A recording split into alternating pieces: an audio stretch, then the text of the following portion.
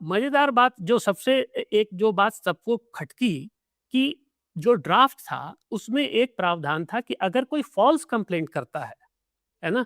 तो उसको जो है आर्थिक दंड उसके ऊपर लगाया जा सकता है। तो वो एक एक प्रकार का सेफगार्ड था कि जो मोटिवेटेड एक्शन हो इस तरीके का कि मतलब मालूम है कि हमें कोई उसका कॉस्ट नहीं पड़ेगा, तो हम कुछ भी किसी से भी जाके शिकायत कर दें।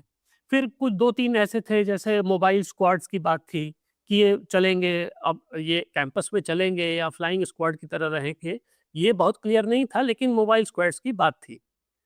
इक्विटी कमिटी की बात थी कि साहब ये ड्राफ्ट रूल्स की बात कर रहा हूँ जो 2025 में जो पब्लिक हुई थी। इक्विटी कमिटी की बात थी जिसमें सभी ही वर्ग थे, लेकिन जनरल वर्ग या ऐसी अनरिजर्व्ड कैटेगरी का नाम ही नहीं लिया गया था।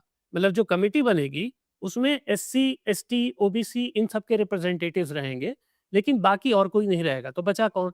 ऑब्वियस है।